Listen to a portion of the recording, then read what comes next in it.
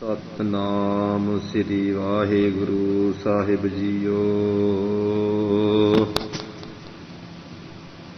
बेत शेर है आकाश सवास नासका पवन वास सूर सस नैन मुख अनल को कर है हर हर भुजा दो हिये चतुरानन है उधर सकल लोक बानी भेद रार है सिर है आकाश सवास नास का पवन वास। वाहिगुरु जी का खालसा वाहिगुरु जी की फतेह। सो आपां ईश्वर दियां जड़ियां तीन देहां बारे विचार कर रहे सी। जड़ियां ईश्वर दियां तीन देहां कारण सूखम ते स्थूल देहा वो तिन्हां देहां दे ईश्वर दे जिहड़े नाम है वो जीव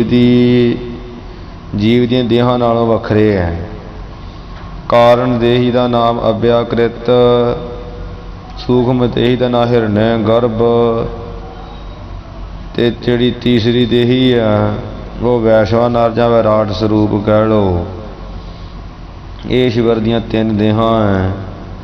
विराट कहिए स्थूल देही, हिरण्य गर्भ कहिए सूक्ष्म देही, अव्याकृत कहिए कारण देही। ये ईश्वर दियां तीन देहां है। ये तां दस रहे हैं बार बार जो अव्याकृत हिरण्य गर्भ वैश्वानर विद्यार्थी पढ़ते हैं उदों विचारे बड़ी उलझन च पै जाते भी ये की लिखिया है, ये किनू कहिंदे। सो उलझन च नहीं पैना, इन्ना ही समझ लेना भी ईश्वर दियां तीन देहां दे नाम आ ते ओ दस ही दिता वा भी किहड़ी किहड़ी देह है। ये तीन देहां जड़ियां ईश्वर दियां तिन्हां देहां दे नाम आ। कारण देही अव्याकृत, हिरण्य गर्भ सूक्ष्म ते वैश्वानर जां विराट स्थूल देही। पिछे भी जिहड़ा पाठ बनाया पिछला तीन देहां बारे आपां ਉਹਦੇ ਵਿੱਚ बार एक गल ਨੂੰ कई बार किया ਜਦੋਂ कि इन्नी जरूरत नहीं है पर विद्यार्थियों के सौखे ढंग नाल समझण वास्ते वो बार जिहड़ा उचार के दसिया। सो तीन देहां आपां विचार रहे सां। दो जिहड़ियां हो गईयां अव्याकृत हिरण्य गर्भ ते हिरण्य जिहड़ी अव्याकृत देही आ ਉਹਦਾ अंतरजामी अभिमानी आ ईश्वर की देही का। हिरण्य गर्भ का सूत्र आत्मा, जो आत्मा सूत्र दे वांग परोया होया जिवें सारे मणकों में सूत्र धागा है, इस तरह जीवां रूपी मणकों में आत्मा रूपी धागा है। ठीक है जी, उन्होंने कहीदा सूत्र आत्मा ते विराट स्वरूप का जिहड़ा वैश्वानर अभिमानी है जागृत अवस्था का। सो तीसरी जिहड़ी देह है वैश्वानर जां विराट रूप जो है ईश्वर का, उहदे बारे अज आपां पढ़न लगे हैं। सो आओ विचार करिए जी। कवित विच ईश्वर का जिहड़ा स्थूल शरीर कथन करते हैं। सिर है आकाश सवास नास का पवन वास। ईश्वर का जिहड़ा सिर आ सुख सोना, ईश्वर का सिर की आकाश है। जिवें साडा शरीर है ना उस तरह विराट स्वरूप ईश्वर का होगा।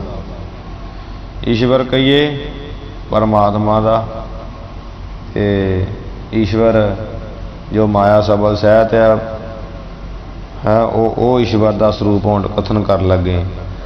ईश्वर का सिर की आकाश है।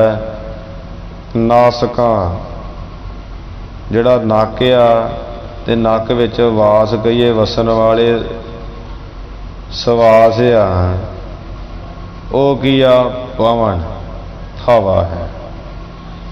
भाव जिवें साडे नक विच सवास आ ना उस तरह ईश्वर का जिहड़ा नक आ वो की आ नासा नासका नक विच वसन वाले जिहड़े पवन सवास है जिहड़े वो हवा भाव दे सवास हैं। सूर सस नैन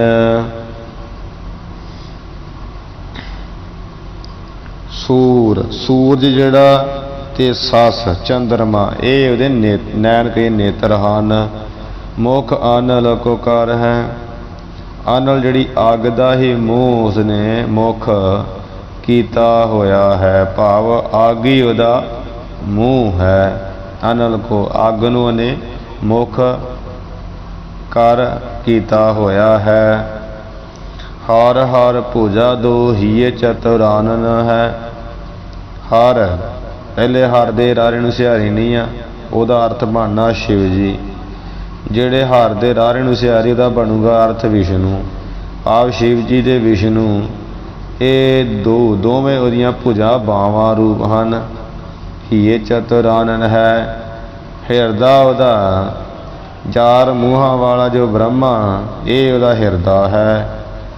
उधर सकल लोक बाणी वेद रार है। सकल संपूर्ण जिहड़े सकल कहिए सारे लोक आ ये उहदा उधर पेट हन। बाणी वेद रार हैं, जो वेदां दी बाणी है रर कहिए उच्चारण हो रही ये ईश्वर दी बाणी है। आप जिहड़े चार वेदां दी बाणी आ ये ईश्वर दी बाणी है। ठीक है जी। ਜਾਂ ਗਿਆਨ ਵੇਦ ਜਿਹੜੇ ਗਿਆਨਮਈ ਬਾਣੀ ਆ, ਗਿਆਨਮਈ ਗ੍ਰੰਥਾਂ ਦੀ ਬਾਣੀ ਆ ਰਾਰ ਕਈ ਉਚਾਰ ਰਹੇ ਸਾਰੇ ਵਿਦਵਾਨ ਜਨ ਇਹ ਈਸ਼ਵਰ ਦੀ ਬਾਣੀ ਆ। ਤੇ ਜਿਹੜਾ ਉਹਦਾ ਪੇਟ ਕੀ ਆ, ਸਾਰੇ ਲੋਕ ਉਹਦਾ ਪੇਟ ਹਨ। ਪਰਬਤ ਅਸਤਰੋਮ ਸਕਲ ਬਨਾਸਪਤੀ। ਪਰਬਤ ਪਹਾੜ ਈਸ਼ਵਰ ਦੀਆਂ ਅਸਤ ਕਈਏ ਹੱਡੀਆਂ ਹਨ। सकल बनस्पति सारी जिहड़ी बनस्पति आ ये ईश्वर दे रोम आ, केस आ, वाल हन। जिवें साडे शरीर ते रोम आ इस तरह ईश्वर दे रोम आ। मेघमाल बीरज जिवें जीव दे अंदर बीरज बिंद हुंदा है। जिहड़ी मेघ कहिए बदलां दी माल कहिए समूह बदलां जिहड़े समूह बदल आ ये ईश्वर दा बीरज बिंद हन। बिंद है, बिंद रूप ही है। पताल पावतार है अते पताल जिहड़े आ ये ईश्वर दे पताल लोक आ ये ईश्वर दे पैर हन। समझ आ गई जी। पावतार है पताल जिहड़े आ वो ईश्वर दे भाव पैर हन। अलाख रूप जाकी महिमा अनूप देखो। हे सिख देखो कहिए देखना करो, इथों अर्थ लैन। जो ईश्वर आ वो अलख कहिए लखण तो जानन तो रहत है, जो लखिया ना जाए। अलख है भाख है, जिसनू जानिया ना जाए मन बुद्ध करके। लखने तो रहत आ ते रूप अरूप जिसदा कोई रूप ना होवे। कैसा रूप आ, किन्ने तरह दे अंग प्रतंग दस दिते। सारी बनस्पति एक रूप थोड़ी ते रूप तो जो बिना है। या की महिमा अते जा की जिसदी महिमा अनूप कई उपमा तो रहत भाव बेअंत बेअंती है। वह विश्व भूप वह विश्व रूप धार है। वह कहिए ओ ईश्वर इस विश्व कहिए संसार दा भूप कहिए राजा रूप है। वह विश्व रूप धार है। वह कहिए ओही ईश्वर ने इस विश्व संसार दा रूप धार कहिए धारण किया होया है। हाँ जी। ये जड़ा ओही विश्व ओही ईश्वर ही किया संसार दा राजा रूप है ते ओही ईश्वर किया संसार रूप धारण किया होया। प्रजा भी आप राजा भी आप होया है। इस प्रकार जड़ा ये स्वरूप आ वो लिखा होया है ईश्वर दा। उंज विद्वान जिहड़े महापुरुष इस तरह भी थोड़ा दस दें कि ईश्वर का जिहड़ा सिर आ, उपरले जिहड़े 7 लोक आ, 7 आकाश का सिर आ, ते चरण 7 जिहड़े पताल है उहदे चरण आ, ते सवास जिहड़े नासां विच आ वो पवन हवा है। सज्जा ते खब्बा नेत्र उहदा सूरज ते चंद्रमा है। मुख उहदा अग है। हिरदा उहदा विष्णु है। इत्थे लिखा गया ही चतुरानन है। ते महापुरुष इवें दसदे आ भी हिरदा उहदा विष्णु है। दोवें बावां दी की ब्रह्मा ते शिव जी हैं। हाँ जी, हुण इह तों सिद्ध हो जाता कई अर्थ ईश्वर का जिवें विष्णु कर देंदे, पर नहीं, विष्णु तो उहदा हिरदा है। हाँ, विष्णु का भी जो महाविष्णु कह सकते हैं। जे विष्णु लिखना अर्थ ईश्वर का तो महाविष्णु कहना पऊगा। महाविष्णु परमात्मा है। एक परमात्मा के 2 स्वरूप है, एक सरगुण ते एक निर्गुण है। सरगुण का स्वरूप जो वो महाविष्णु है, ਉਹਦਾ ही रूप विष्णु ने भगती करके प्राप्त किया है। सो रहो विचार, हिरदा विष्णु है, दोवें बावां ब्रह्मा ते शिव जी हैं। पेट की है उहदा, इत्थे लिखा सारे लोग। पेट उहदा दूसरे रूप में दसिया जाता, पेट उहदा समुंदर है, समुंदर उहदा पेट आ। नाड़ियां की आ, नदियां उहदियां नाड़ियां, हड्डियां उहदियां पर्वत हैं, वो इत्थे भी लिखिया। रोम सारी बनस्पति, सारी जी 18 भार बनस्पति ये रोम है। बीरज का बिंद की आ, मेघमाला समूह जिहड़े बदल की बीरज है। जिथे धर्म का वरतारा है उथे ईश्वर का मुख हिस्सा है, भाव अगला हिस्सा जिथे धर्म का वरतारा। जिथे आ धर्म हो रहा उथे ईश्वर का पिछला हिस्सा भाव पेट आ। इस प्रकार जिहड़ा विराट स्वरूप आ ईश्वर का जिहड़ा वो कथन किया जाता 2 रूपों में। आपां तुहानूं दोवें रूप च दस दिता। इत्थे जिवें छंदाबंदी विच सुखा सिंह जां सुखदेव सिंह निर्मले महापुरुषां ने लिखिया, वो भी आपां कथन कर लिया। ते जिहड़ा महापुरुष दसदे आ उस प्रकार भी आपां जिहड़ा है दस दिता है। सो आओ अगे आपां विचार करिए। दोहरा समझ पुरख वैराट जो। सिख कहन लगा, सिखियो वाज दोहरा। सिख कथन कर लगा दोहरे विच, समझो पुरख विराट जो। हे गुरु जी, जो आप जी ने पुरख कहिए ईश्वर का विराट स्वरूप मैनू दसिया, वो समझो कहिए, मैं समझ लेना कीता कि नो आप बखान। जो आप जी ने ईश्वर का विराट स्वरूप कथन किया उपरोक्त कबीत विच, वो मैं समझ लिया है। कब ते है कब लौर है। पर हुण मैनू ये गल गुरु जी बड़े विस्तार नाल दसो, ये जिहड़ा ईश्वर आ काब ते है।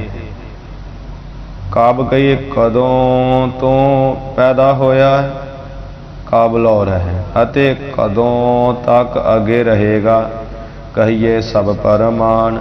ये सारी जिहड़ी गल आ सारे जिन्ने भी हो सकते तुहाडे को प्रमाण, वो प्रमाणा उदाहरणा दलीलों के सहित गुरु जी मैनू कहिए कहना करो, समझाउणा करो जी।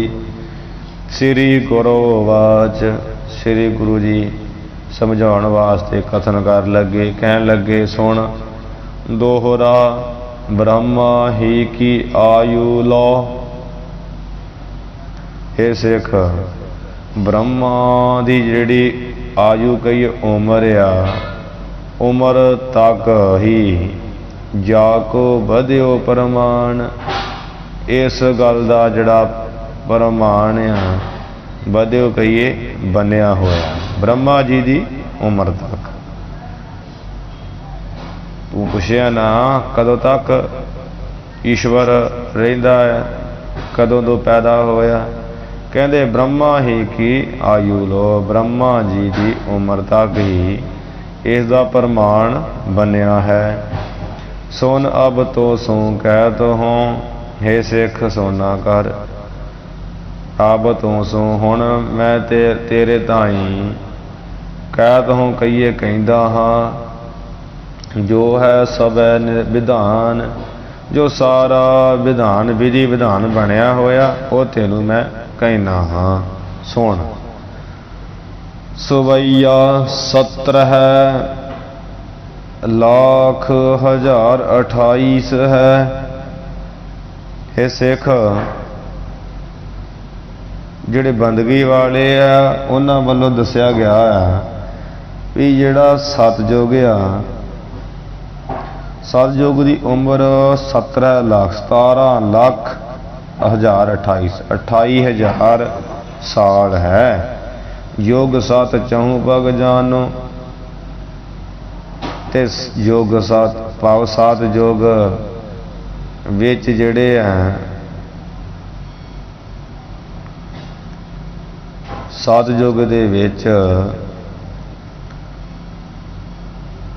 ਸਤਜੁਗ ਦੇ 4 ਪੈਰ ਜਾਣ, ਭਾਵ ਸਤਜੁਗ ਵਿੱਚ ਧਰਮ ਰੂਪੀ ਜਿਹੜਾ ਧਰਮ ਰੂਪੀ ਧੌਲਾ ਬਲਦਿਆਰਾ ਉਹਦੇ ਚਹੁੰ ਭਾਗ 4 ਪੈਰ ਹੈ ਜਾਣ ਲਾ। ਉਹ ਕਿਹੜੇ 4 ਪੈਰ ਆ? ਸਤ ਤਪ ਜਗ ਦੇ ਦਾਨ, ਸੱਚ ਬੋਲਣਾ, ਤਪ ਕਰਨਾ, ਜਗ ਕਰਨਾ ਤੇ ਦਾਨ ਕਰਨਾ। ਇਹ ਦੱਸਣ ਲੱਗੇ ਹੁਣ ਵਿਧੀ ਵਿਧਾਨ। 17 ਲੱਖ 28,000 ਸਤਜੁਗ ਦੀ ਉਮਰ ਆ, ਤੇ ਸਤਜੁਗ ਦੇ 4 ਪੈਰ ਤੂੰ ਜਾਣ ਲਾ ਧਰਮ ਰੂਪੀ ਧੌਲੇ ਦੇ। ਧਰਮ ਦੇ 4 ਪੈਰ ਆ ਸਤਜੁਗ ਵਿੱਚ ਪੂਰੇ। 12 ਲੱਖ ਹਜ਼ਾਰ 96 ਤੇਤਾ, ਇੱਥੇ ਵਿਸ਼ਰਾਮ ਦੇਣਾ। ਜਿਹੜਾ ਤ੍ਰੇਤਾ ਯੁਗ ਆ ਉਹਦੀ ਉਮਰ ਸੁਣ ਲਾ ਹੁਣ ਕਿੰਨੀ ਮੰਨੀ? 12 ਲੱਖ 96,000। ਇਹ ਤੇਤਾ ਕਹੀਏ ਤ੍ਰੇਤੇ ਦੀ ਉਮਰ ਮੰਨੀ ਹੋਈ। ਤਾਂ ਪਗ ਤੀਨ ਮੁਖਾਂ ਨੂੰ, ਤਾਂ ਕਹੀਏ ਉੱਥੇ ਤ੍ਰੇਤੇ ਦੇ ਵਿੱਚ ਧਰਮ ਰੂਪੀ ਜਿਹੜਾ ਧੌਲਾ ਬੈਲ ਆ ਬਲਦ ਆ, ਧੌਲ ਧਰਮ ਦਇਆ ਕਾ ਪੂਤ, ਦਇਆ ਦਾ ਪੁੱਤਰ ਧੌਲਾ ਬਲਦ ਧਰਮ ਆ। ਠੀਕ ਹੈ ਜੀ। ਧੌਲ ਧਰਮ, ਧਰਮੀ ਧੌਲਾ ਆ, ਧਰਮ ਰੂਪੀ ਧੌਲੇ ਸਿਰ ਧਰਤੀ ਖੜੀ ਹੈ ਨਾ, ਤੇ ਉਹ ਹੁਣ ਧਰਮ ਰੂਪੀ ਧੌਲੇ ਦੇ ਨਾਲ ਨਾਲ ਹੀ ਪੈਰ ਦੱਸ ਰਹੇ ਨਾਲ ਯੁੱਗਾਂ ਦੀ ਉਮਰ। ਕਹਿੰਦੇ ਤਾਂ ਇਹ ਉੱਥੇ ਜਿਹੜਾ ਤ੍ਰੇਤਾ ਆ ਉਹਦੇ ਧਰਮ ਰੂਪੀ ਧੌਲੇ ਦੇ ਬਲਦ ਦੇ ਜਿਹੜੇ 3 ਪੈਰ ਬਖਾਨੋ ਕਹੀਏ ਕਥਨ ਕੀਤੇ ਜਾਂਦੇ ਆ। ਇਹਦੇ ਤ੍ਰੇਤੇ ਵਿੱਚ ਕੀ ਆ? ਸਤ ਤੇ ਗਿਆ, ਤਪ ਜਗ ਤੇ ਦਾਨ ਰਹਿ ਗਿਆ ਹੈ। ਸਤਜੁਗ ਸਤ ਤ੍ਰੇਤਾ ਜਗੀ ਦੁਆਪਰ ਪੂਜਾ ਚਾਰ, तीनों ਯੁਗ तीनों ਜਿਹੜਾ ਕਲ ਕੇਵਲ ਨਾਮ ਆਧਾਰ। ਗੁਰਬਾਣੀ ਵਿੱਚ ਵੀ ਆਉਂਦਾ 4 ਪੈਰਾਂ 4 ਪੈਰ 3 ਪੈਰ। ਇਸ ਪ੍ਰਕਾਰ ਗੁਰਬਾਣੀ ਵਿੱਚ ਵੀ ਬਚਨ ਆਉਂਦੇ ਆ, ਉੱਥੇ ਵੀ ਆਉਂਦਾ ਕਥਨ ਸ਼ਬਦ ਆਉਂਦਾ ਗੁਰਬਾਣੀ ਵਿੱਚ ਵੀ। ਰਾਮਕਲੀ ਮਹੱਲਾ ਤੀਜਾ ਸਤਿਗੁਰੂ ਤੀਸਰੇ ਪਾਤਸ਼ਾਹ ਦਾ ਸ਼ਬਦ ਹੈ। ਸਤਿਜੁਗ ਸੱਚ ਕਹਿ ਸਭ ਕੋਈ, ਘਰ ਘਰ ਭਗਤ ਗੁਰਮੁਖ ਹੋਈ। ਸਤਿਜੁਗ ਧਰਮ ਪੈਰ ਹੈ 4, ਗੁਰਮੁਖ ਬੂਝੈ ਕੋ ਵਿਚਾਰ। ਜੁਗ ਚਾਰੇ ਨਾਮ ਵਡਿਆਈ ਹੋਈ, ਜੇ ਨਾਮ ਲਾਗੇ ਸੋ ਮੁਕਤ ਹੋਵੇ। ਗੁਰ ਬਿਨ ਨਾਮ ਨਾ ਪਾਵੇ ਕੋਈ। ਤੇ ਉਹ ਸਤਿਜੁਗ ਧਰਮ ਪੈਰ ਹੈ 4। ਇਸੇ ਤਰ੍ਹਾਂ ਸਾਰੇ ਯੁੱਗਾਂ ਦਾ ਕਥਨ ਆਉਂਦਾ। ਸੋ ਕਹਿੰਦੇ ਆ ਵੀ 3 ਪੈਰ ਕਥਨ ਕੀਤੇ ਜਾਂਦੇ। ਤ੍ਰੇਤੇ ਵਿੱਚ ਤਪ ਜਗ ਤੇ ਦਾਨ। 8 ਲੱਖ ਹਜ਼ਾਰ ਜੋ 64। ਹੁਣ ਦੁਆਪਰ ਦੀ ਉਮਰ ਦੱਸਾਂਗੇ। 8 ਲੱਖ 64,000 ਦੁਆਪਰ ਯੁੱਗ ਦੀ ਉਮਰ ਹੈ ਸਿੱਖ ਮੰਨੀ ਹੈ। ਦੁਆਪਰ ਦਵੈਪਗ ਧਰਮ ਕੇ ਮਾਨੋ, ਤੇ ਦੁਆਪਰ ਯੁੱਗ ਵਿੱਚ 2 ਪਗ तो पैर धर्म रूपी बल दे जेड़े है तू मानो कहिए मन लैना कर जग ते दान। इत्थे सिद्ध कर दिता ना द्वापर द्वै पग धर्म के मानो। इत्थों ही धर्म उत्थे दूजियां च भी धर्म धर्म लाई जाना भी दो पैर धर्म रूपी बल दे द्वापर विच मन लैना कर। ओ गया सत भी गया तब भी गया रह गया जग ते दान। 400 लाख 32 हज़ार को है हुण कलयुग की उम्र 4,32,000 साल कलयुग की उम्र मनी है। कल एक पगै ठहरानो ते कलयुग दे विच धर्म रूपी जिहड़ा धौला बल दिया एक पग है। एक जिहड़ा चरण है ओहदे ते स्थित हो रहा वो किहड़ा चरण दान रूपी। कलयुग च सत भी गया तप भी गया ना तो कोई सत बोलता ना तप ही करता ना जागी करके राजी रह गया कला दान। दान तो कर देंदे क्योंकि बंदगी करन ते जी नहीं करता पैसे दे के छुटकारा। ते कलयुग जिहड़ा एक पग है एक दान रूपी चरण पैर ते ठहरानो स्थित है। ये जिहड़ी 4 साध संग दी उम्रां लिखियां होईयां ये ते एक मर्यादा बनी हुई है ग्रंथां दे विच। अगे तो सतगुरु ही जानते किन्नी उम्र है किन्नी नहीं है ये महाराज जी नूं पता है। सो ग्रंथ विच इस तरह आ रहा है वो आपां विचार रहे हैं। तो हुण वो कह रहे हैं भी 4,32,000 कलयुग की उम्र है सिख। तो कलयुग जिहड़ा वा कला एक दान के सहारे ही टिकिया होया वा। इनू दान का ही आसरा है नहीं तो दान ना होवे तो ये भी रह ना जाए।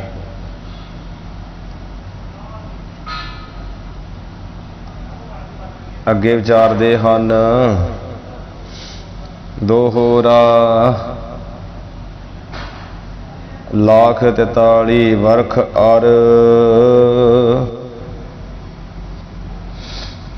1,43 वर्ख और जदों 43 लाख 43 कहिए 43 लाख लख फर्क साल और अते बीते 20,000 उपर होर 20,000 बीते बतीत हो जाते।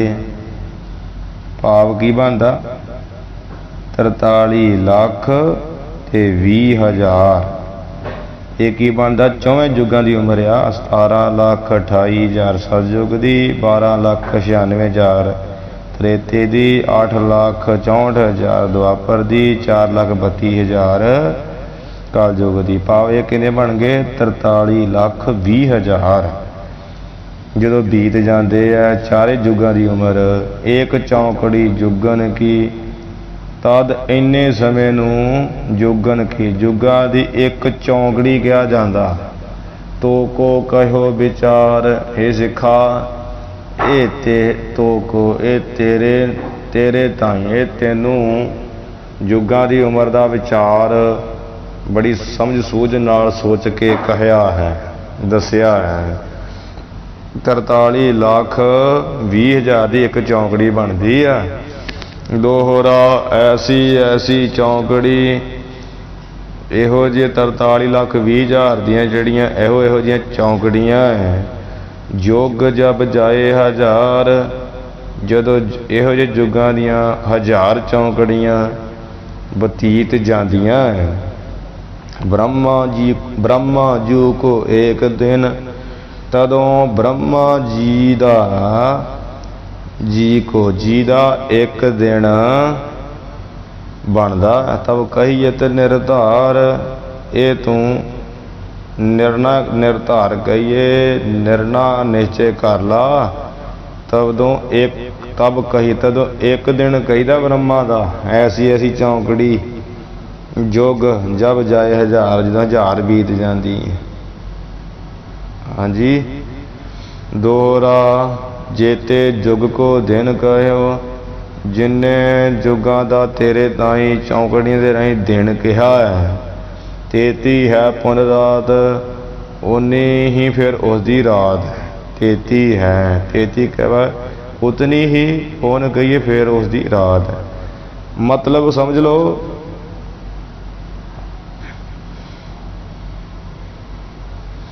श्रेष्ठ रचे दिन के उदय, जदों ब्रह्मा दा दिन उदय कहिए चढ़दा हुंदा है, चढ़दा है उदय हुंदा, सूरज चढ़दा ना, जदों ब्रह्मा दा दिन के दिन चढ़दा तदों वो सृष्टि रचे रचदा है।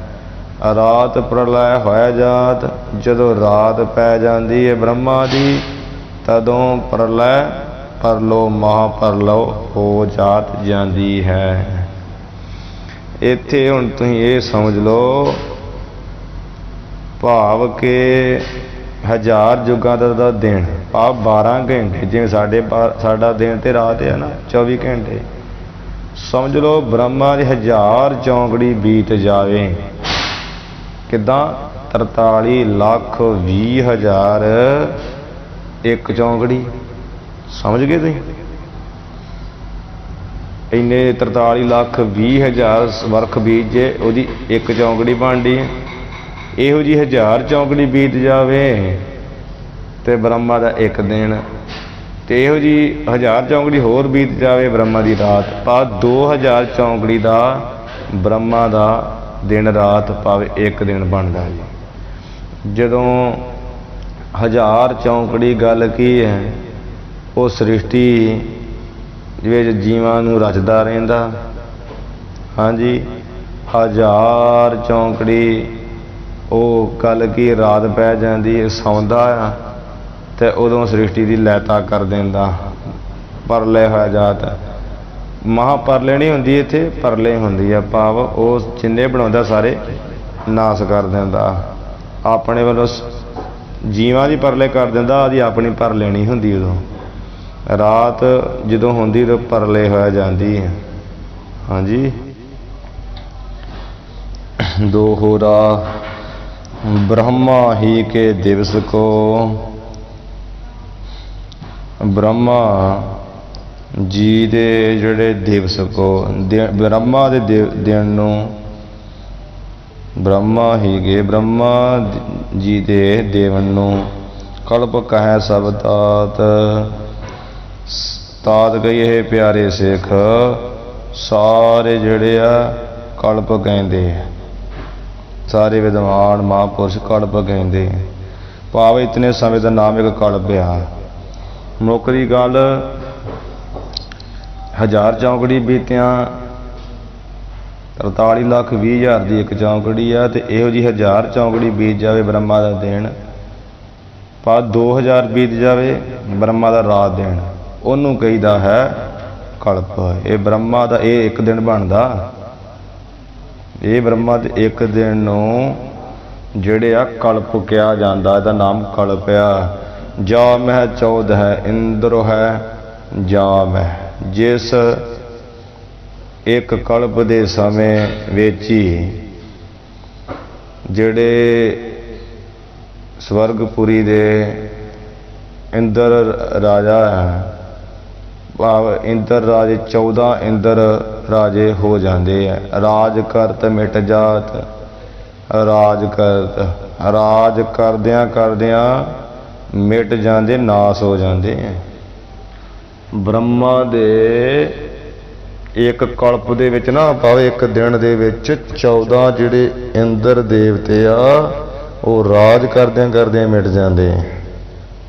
वेख लो इन्नी वड्डी उम्र आ ब्रह्मा दी, ये एक दिन ही आ ते 14 इंद्र विनाश। भाई गुरदास जी लिखते हैं ना 14 इंद्र विनाश काल, शब्द आउंदा उत्थे भाई गुरदास जी का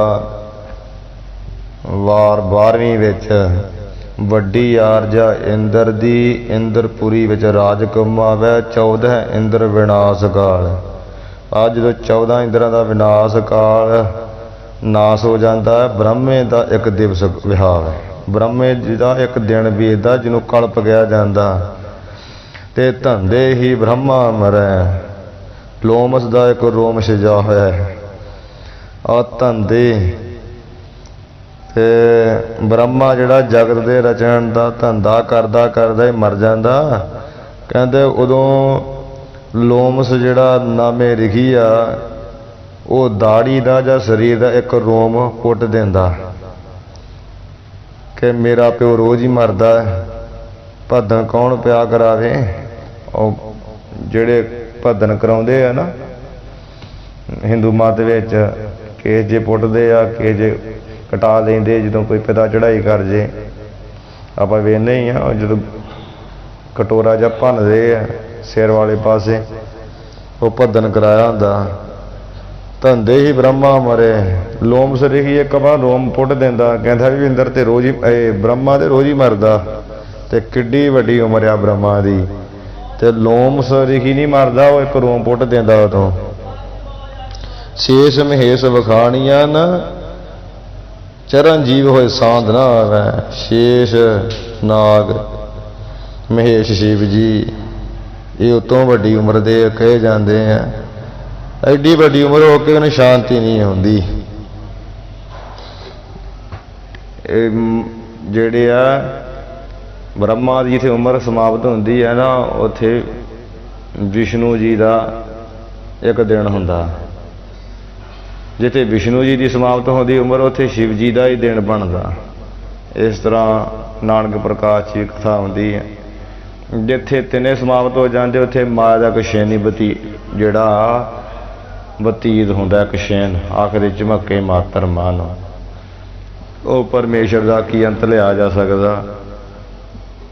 ਗੁਰੂ ਸਾਹਿਬ ਜੀ ਨੇ ਤੇ ਬੇਅੰਤਤਾ ਪਰਮੇਸ਼ਰ ਦੀ ਜਣਾਉਂਦੇ ਹੋਏ ਦੱਸਿਆ। ਸੋ ਰੋ ਵਿਚਾਰ ਜਿਵੇਂ ਇੱਥੇ ਗ੍ਰੰਥ ਪੜ੍ਹ ਰਹੇ ਹਾਂ, ਉਹਦੇ ਮੁਤਾਬਕ ਜਾ ਮੈਂ 14 ਇੰਦਰ ਹੈ, ਜਿਸ ਇਹ ਬ੍ਰਹਮਾ ਦੇ ਇੱਕ ਕਲਪ ਵਿੱਚ 14 ਇੰਦਰ ਜਿਹੜੇ ਹੋ ਕੇ ਰਾਜ ਕਰਤ ਮਿਟ ਜਾਤ, ਰਾਜ ਕਰਦਿਆਂ ਮਿਟ ਜਾਂਦੇ। ਦੋਹਰਾ ਵਰਖ 360 ਕੋ, ਬ੍ਰਹਮਾ ਦੇ ਜਿਹੜੇ ਇਹੋ ਜਿਹੇ ਕਲਪ ਦੇਣੇ ਆ ਦੱਸੇ ਹੋਏ, ਤੇ 360 ਦਿਨਾਂ ਦਾ ਸਾਲ ਹੁੰਦਾ ਬ੍ਰਹਮਾ ਦਾ। ਇੰਦ ਦੇ ਵਸਨ ਕੋ ਹੋਏ, ਇਹਨਾਂ ਉਪਰੋਕਤ ਉੱਤੇ ਜਿਹੜੇ ਕਹੇ ਨਾ ਦਿਨ, ਉਹਨਾਂ ਦਿਨਾਂ ਦਾ ਹੁੰਦਾ 360 ਦਿਨਾਂ ਦਾ। ਇਹੋ ਜਿਹੇ ਜਿਹੜੇ ਕਲਪ ਦੇਣੇ ਨਾ ਬ੍ਰਹਮਾ ਦੇ, ਉਹ ਕਲਪ 360 ਦਿਨ ਹੋਣ ਤੇ ਬ੍ਰਹਮਾ ਦਾ ਇੱਕ ਵਰਖ ਸਾਲ ਹੁੰਦਾ। ਆਯੂ ਦਿਵ 100 ਵਰਖ ਕੀ, ਤੇ